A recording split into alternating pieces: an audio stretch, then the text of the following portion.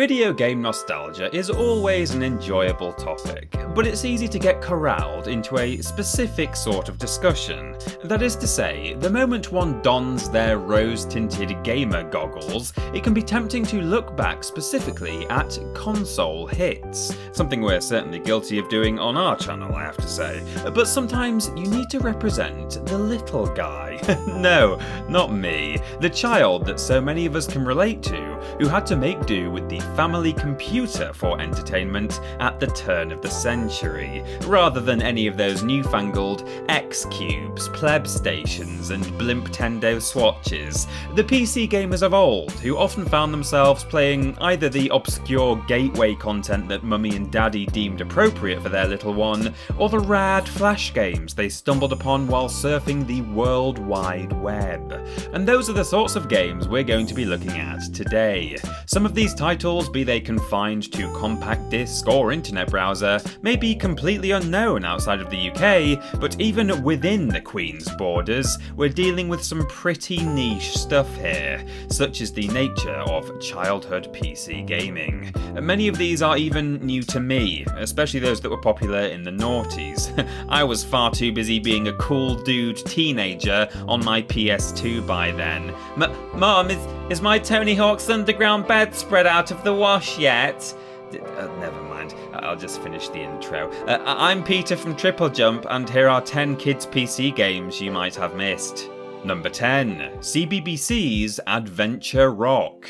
An interesting yet short-lived endeavour, Adventure Rock was a 3D open-world RPG from children's BBC channel CBBC. In this game, originally known only as CBBC World, the designers specifically chose not to include a chat room functionality. Those were scary things in 2008 after all, as Newsround liked to remind us. After designing your avatar, you were dropped into Adventure Rock and immediately greeted by a floating robot companion, Cody, who was like the sort of thing you'd get if Navi and Claptrap went through the teleporter from The Fly and were merged into a floating metal ball with a voice like one cheese grater grating another smaller cheese grater. That's better! Then you were really left to your own devices, exploring the game world and collecting cogs and pages for an unknown purpose. The game also had many locked-off areas that didn't seem to work,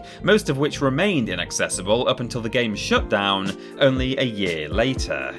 But through all the glitches and bugs, Adventure Rock lives on in a lasting, bizarre memory in the minds of many grown-up noughties kids. If you want to try it for yourself for some reason, a bunch of clever clogs know-alls online have managed to track down the old installer and even got it to work, so this is one of several games in this list that you may well have missed, but could still go back and have a go at right now. Stay tuned for more. Number 9. Disney Hot Shots and Activity Packs. Disney have always found insidious ways to milk their most famous properties, long before the dawn of the CGI and live-action remakes that are doomed to populate cinemas seemingly until the end of time.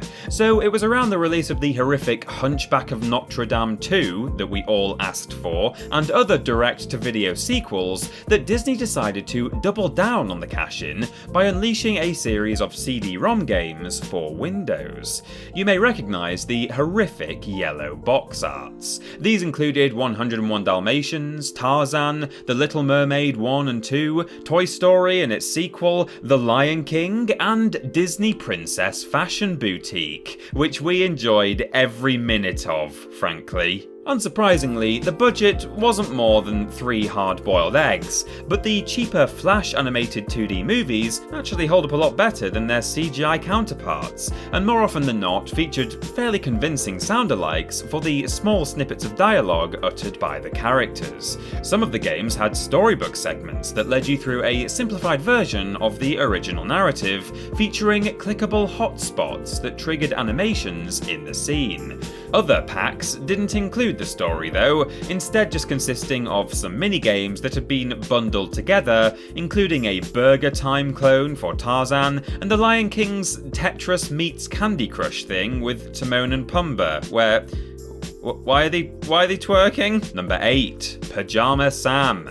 Released by Humongous Entertainment for Windows and Mac in 1996, PAJAMA Sam was a point-and-click adventure series that followed the little blue turquoise aquamarine boy called PAJAMA Sam, who goes around different imaginary worlds. Despite being no older than 5, he proceeds to bother multiple zany characters who then give him the runaround. As the player, you have to work out the right combination of interactions in order to give these weirdos what they want if you want to access other areas of the game. You know, like all point-and-click games. Yeah, that's it. We're calling you out. You're a nothing genre point and click, get out. The game wasn't really intended to be educational on an actual school subject, but more for helping conquer a number of fears and phobias common to young people, including storms, the dark, healthy eating, and cleaning your room, young man. Look at the state of this! No news on games about facing your fear of singing fridges, though. What the hell even is that? Number 7. The Crystal Rainforest. Wait, hang on, there's no Rainforest Zone. Originally released on the UK's Acorn Archimedes computer in 1992, before later being ported to Windows and Mac in 1999, The Crystal Rainforest is an educational game completely unaffiliated with the Crystal Maze, specifically designed for use in primary and junior schools. Oh yeah, we're covering only the cool games today. The player is dropped in the middle of a rainforest in the kingdom of Azon, on the planet Oglo. It just looks like a South American jungle to me, I don't know. And is asked to save the ecosystem by stopping the evil Cut and Run logging company, who've also attempted a coup by poisoning the king. That's a lot of pressure for a school-aged child, really. To do this, the player has to solve a number of puzzles involving measurements, degrees, and lateral thinking in order to find the crystals needed to heal the king and probably unlock the next warp room in Crash 3. The game was made up of several different puzzle sections, which was unfortunate for anyone who played it in school, as there was always a limited time in the computer room, so you never actually got a full grasp of the plot. God, it's like Granny's Garden all over again. The visuals mainly consist of grainy clip art looking stuff with occasional bits of animation, and the audio mix isn't amazing. Hello, sorry, can you speak up? But you really didn't pay much attention to those sorts of issues when you were literally 7 years old. Number 6. Pets 5. With a cute art style, elastic physics, and ping-pong ball eyes that stare into your soul, 2002's Pets 5 is exactly what you would expect. It lets you play with your pets, as well as care for them and drop them from great heights. There is a ridiculously in-depth list of cat and dog breeds you can choose from, although some clever boys and girls have since modded additional skins into the game, including ponies, monkeys, hamsters, giraffes, elephants, dragons, and a Spinosaurus. You know, standard stuff. You could then take your pets to a number of locations, including areas around your house, a Buddhist temple with a monkey monk, a circus, a beach, the Wild West, a haunted house, and Canada. How exotic. Some would argue this quirky budget title had a lot more charm than series rival Nintendogs. I mean, you can't launch the pets around the room with dodgy physics in that one, now can you? It only adds to the entertainment value, so the Pets series gets an official TripleJump thumbs up. Still, the best series of the entire genre has got to be the 3D Pets franchise, where the dog spins around at 300 RPM. Priceless. Number 5. The Impossible Quiz. Now, normally an online flash game would be considered not video gamey enough to really be covered on a video games channel like ours, but considering the major popularity of flash games as a whole during the mid-noughties, it seems only fair to at least bring along one or two to represent the rest. So we're going to take a look at one of my favourites. In the era of Charlie the Unicorn, llamas with hats, and happy tree friends, Newgrounds was a major source of entertainment for all those bored school children sitting in the library or waiting around at home for their friends to come online on MSN. Mom, get off the phone! Released in 2007 by Splap Me Do, real name Glenn Rhodes, legends were told of the brave folks who even managed to reach the mythical question 100 in this game, let alone actually finish the thing.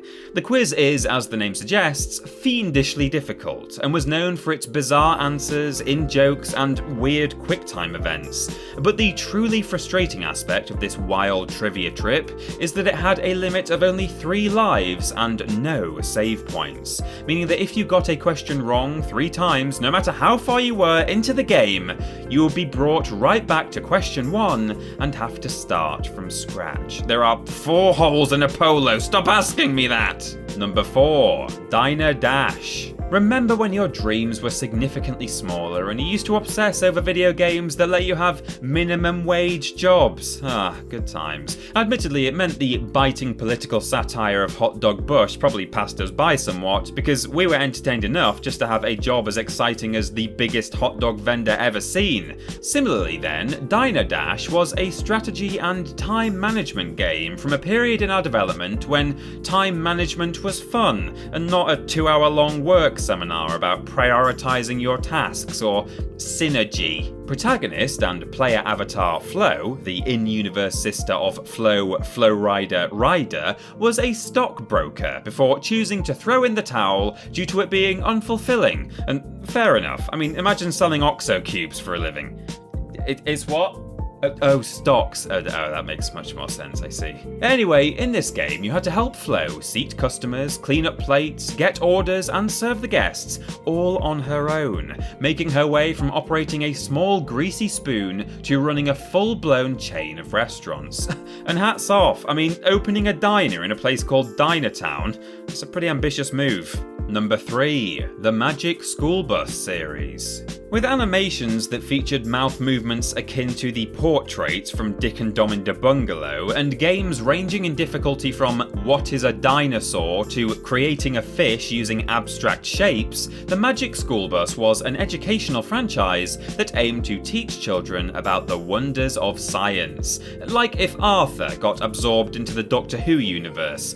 Or vice versa. In fact, that'd be much more entertaining. First released in 1994 by Microsoft and Scholastic Press, the CD-ROM spin-off of the successful children's cartoon follows the same premise of the wacky Miss Frizzle endangering the lives of her pupils with a complete disregard for proper health and safety or seeking any parental permission whatsoever. No consent forms here. Miss Frizzle must have much more love for a hands-on learning experience than she does for coming back alive, that's all we can say, as each game takes place in a deadly location pertaining to the subject of that respective entry, including prehistoric times, the crushing depths of the ocean, and the cold vacuum of space.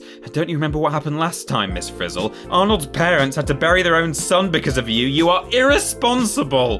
Number 2. Neopets. And here is your annual reminder that all of your Neopets are still alive, but they're starving to death and waiting for you to come home.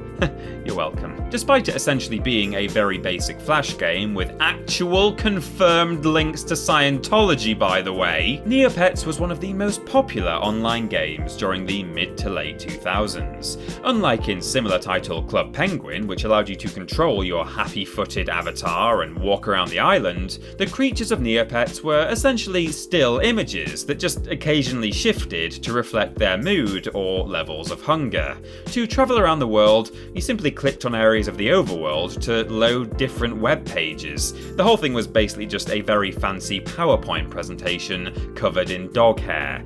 We still loved it though. To take care of your pets, you could earn money through mini-games or by running quests, allowing you to buy all the items you needed. But if you were lazy like me, you'd just keep making new pets all the time and taking them to the soup kitchen whenever you wanted a free meal. You just gotta hope that the Neopet Liberal Party stays in office, or they're all gonna die. And number 1, Wizard 101. This game is, surprisingly enough, still running and receiving updates as of 2020 and showing no signs of slowing down, so if you've missed this one, it's still officially there for you to try today. Just wait till the end of the video first, alright. Launched in North America in 2008, Wizard 101 is a children's MMORPG by King's Isle Entertainment, but despite being tailored to a younger demographic with restricted chat options and simplistic controls, it holds a rating in the US of E10+, for mild fantasy violence and crude humour. Ugh, filth. While the overworld and gameplay act like those of your typical MMO, allowing you to run around doing quests for various NPCs and so on,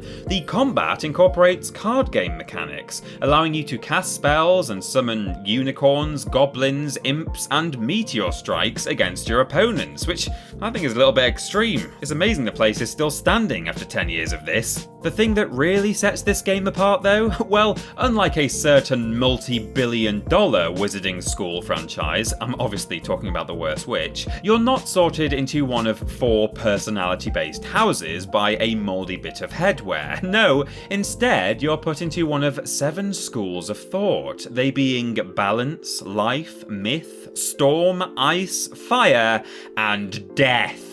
You know, that popular, totally not evil school of death. They're just lovely over there with their skulls and Grim Reaper cards. God, I miss Ubos. When are they bringing Ubos back? I don't know. Anyway, that's our list. We obviously couldn't include every forgotten childhood game because there's a lot more than 10 of those, so let us know in the comments below if we missed any of your favourites. You can follow myself and TripleJump on Twitter here, and while you're at it, why not support the things you enjoy by having a look at our Patreon. Finally, don't forget to like the video, share it with your friends, and subscribe to the channel. I'm Peter from TripleJump, and thanks for watching.